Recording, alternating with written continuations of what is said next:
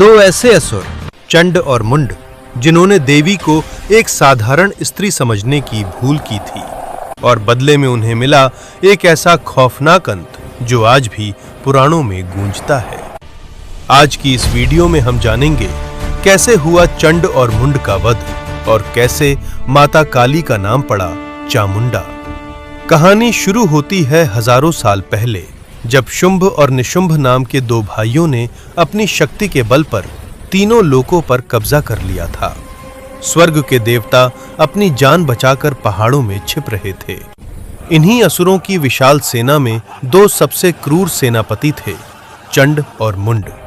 ये दोनों न केवल शक्तिशाली थे बल्कि छल कपट में भी माहिर थे।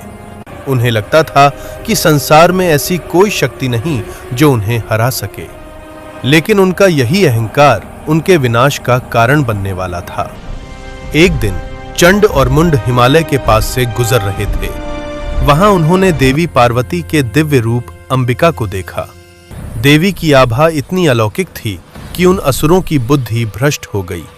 वे तुरंत अपने राजा शुंभ के पास पहुंचे और बोले, महाराज, आपके पास दुनिया के सभी रत्न हैं, ऐरावत हाथी है, पारिजात का वृक्ष है, लेकिन हिमालय पर जो अद्भुत स्त्री है वो आपके पास होनी चाहिए। उसके बिना आपका राजपाट अधूरा है। शुंभ ने काम वासना के वश में होकर अपना दूध भेजा, लेकिन देवी ने साफ कह दिया, जो मुझे युद्ध में हराएगा मैं उसी का वरण करूंगी। यह सुनते ही शुंभ क्रोध से पागल हो गया और उसने चंड मुंड को आदेश दिया, जाओ और उस स्त्री को बालों से घसीटते हुए मेरे पास लाओ। हजारों की सेना लेकर चंड और मुंड हिमालय पर चढ़ आए। जैसे ही उन्होंने देवी को चारों तरफ से घेरा, देवी अंबिका का चेहरा क्रोध से काला पड़ गया। उनकी भ्रिकुटियां तन गईं और तभी उनके ललाट से साक्षात काल की तरह काली माता प्रकट हुई।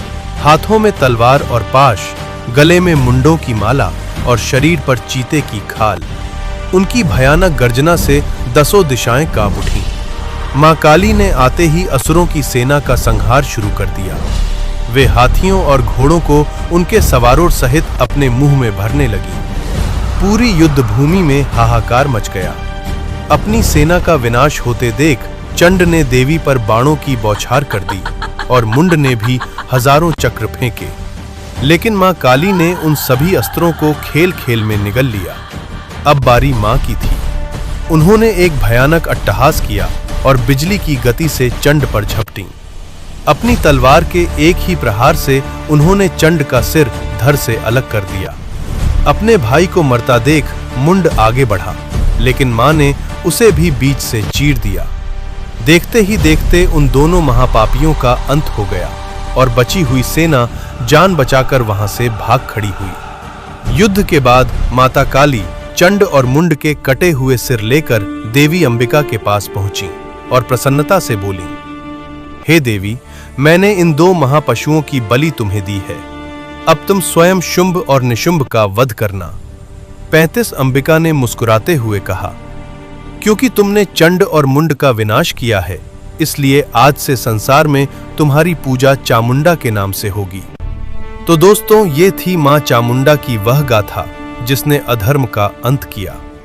अगर आपको यह वीडियो पसंद आई हो तो इसे लाइक करें और कमेंट में जय मां चामुंडा जरूर लिखें।